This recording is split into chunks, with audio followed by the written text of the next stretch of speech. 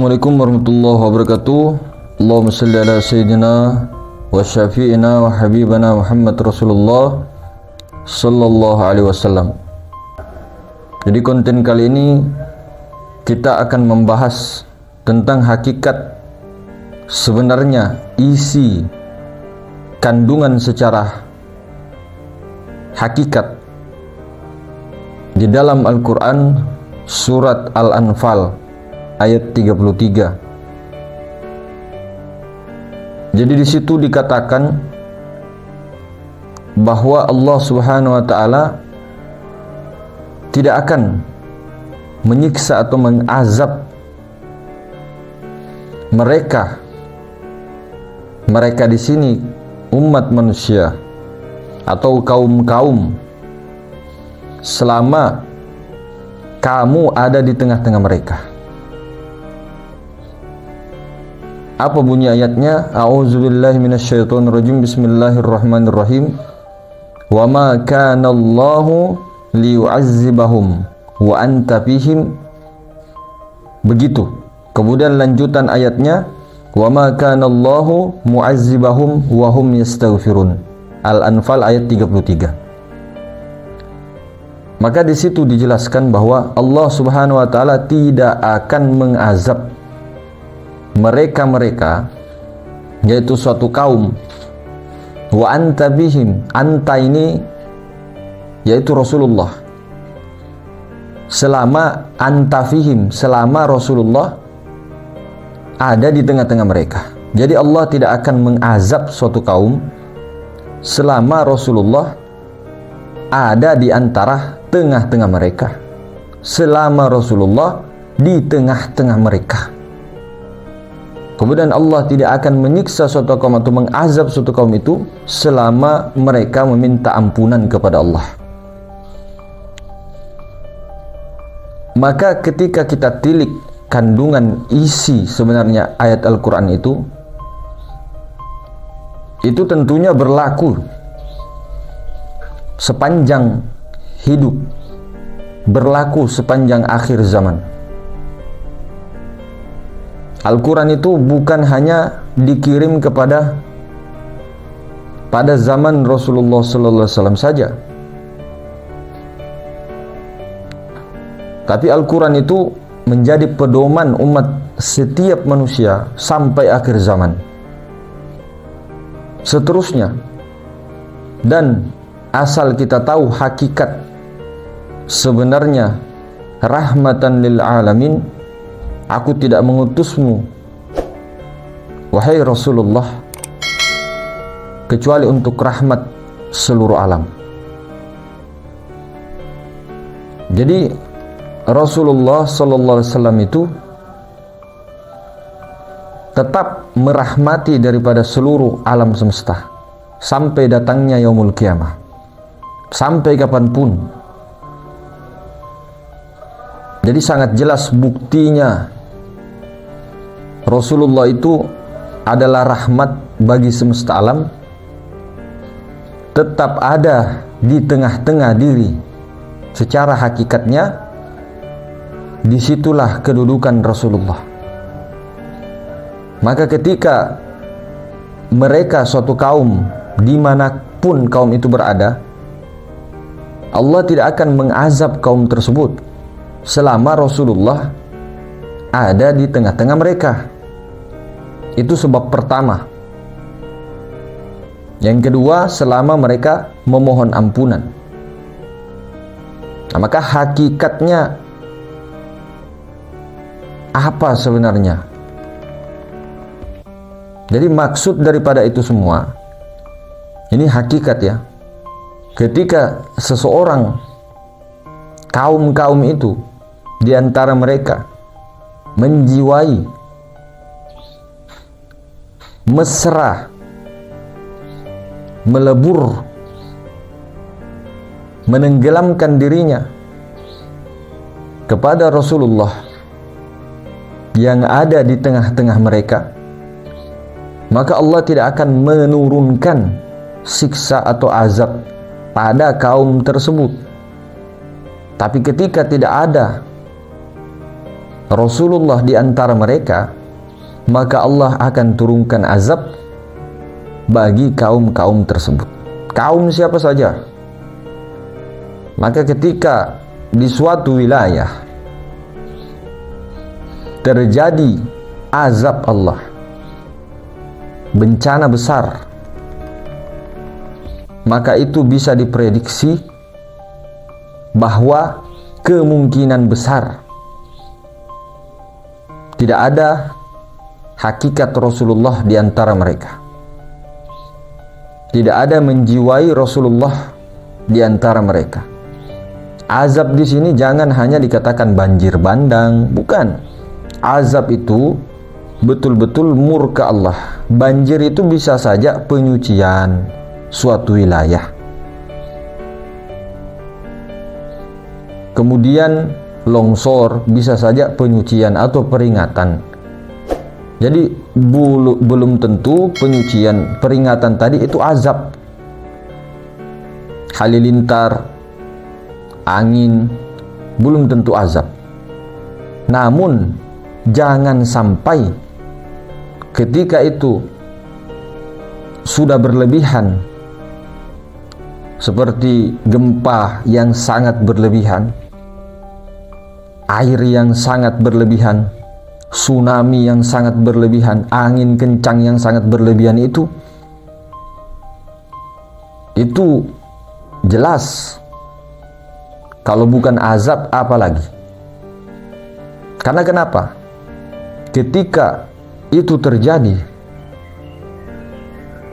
maka biasanya pondasi-pondasi atau cahaya-cahaya Allah tak bersinar di tempat tersebut. Hakikat cahaya Allah yaitu Rasulullah. Maka Allah berjanji, wa ma kana Allah tadi liyu'azzibahum wa anta fihim. Allah tidak akan mengazab suatu kaum selama ada Rasulullah di antara mereka. Maka marilah kita besarkan cahaya Allah Rasulullah di tengah-tengah diri. Hadirkan Rasulullah, besarkan cahaya Rasulullah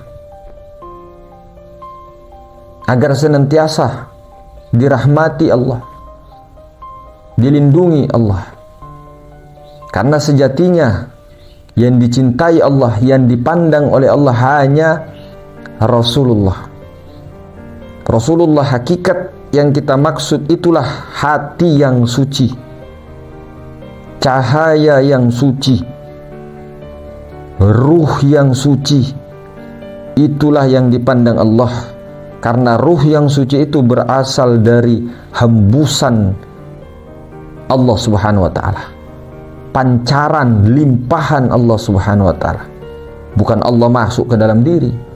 Roh suci itu dikatakan utusannya. Jadi ruh suci itu adalah utusan Allah. Utusan Allah ini bahasa Indonesia. Apa bahasa Arabnya? Apa bahasa Al-Qur'annya? Utusan. Utusan itu Rasul. Utusan Allah Rasulullah. Rasulullah itulah Ruh Kudus. Itu hakikat Rasulullah. Ruh Kudus ada pada tengah-tengah kalian, tengah-tengah diri kalian. Kalau itu dimesrakan, dihidupkan, sehingga cahaya Rasulullah tadi memancar kepada batang tubuh sampai memancar keluar, maka itu tidak akan, Allah Ta'ala akan mengazab suatu tempat, suatu bangsa, suatu desa, suatu kaum ketika ada cahaya Rasulullah yang menyala di tempat tersebut. Kalau ada Rasulullah, Allah tidak akan mendatangkan azab, tidak akan menyiksa dengan azab-azab itu yang berlebihan. Tidak akan. Itu sudah janji Allah di dalam Quran surat Al-Anfal ayat 33 secara hakikat. Maka itulah dikatakan Rasulullah itu tidak boleh dikatakan bahwa rahmat Allah itu berhenti pada zaman beliau saja, tapi seluruh zaman yang ada. baik dari zaman Nabi Adam sampai akhir ini, itulah rahmatan lil alamin daripada hakikat Rasulullah, tidak akan berhenti sampai akhir zaman. Itulah bukti rahmatnya Allah, kasih sayangnya Allah, berkahnya Allah, nikmat yang paling besar.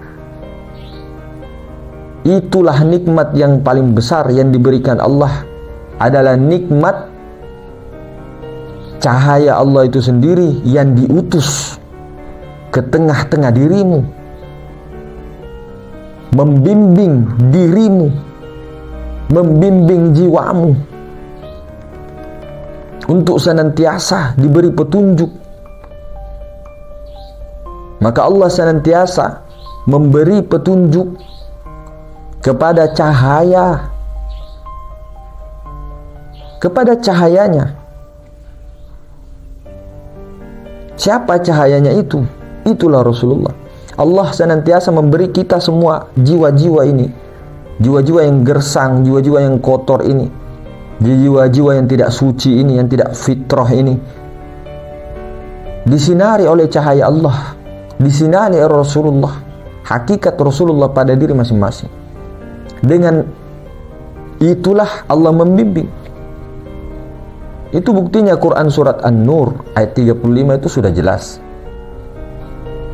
May yahdillahu linurihi may yasha'. Allah itu membimbing dengan perantaraan cahayanya kepada tiap-tiap sesuatu, tiap-tiap manusia. Maka itu sebab pertama Allah tidak akan menurunkan azab. Itu sudah janji Allah. Yang kedua, dengan beristighfar. Istighfar yang sebenarnya istighfar. Apa istighfar itu? Mengembalikan secara hakikat, pengembalian, pengakuan diri kita yang selalu ananiyah, yang selalu berkata aku. Ini pengembalian ini, meminta pengampunan daripada dosa-dosa yang paling besar itu adalah syirik.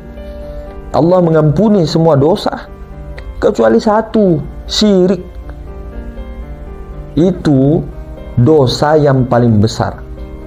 Allah katakan itu, semua dosa diampuni bagi siapa yang dikehendaki. Allah luas rahmatnya, tapi satu, ada dosa yang paling besar, tidak akan diampuni oleh Allah kalau dia tidak kembali ke jalan Allah. Syirik. Kesyirikan ini dosa yang paling besar.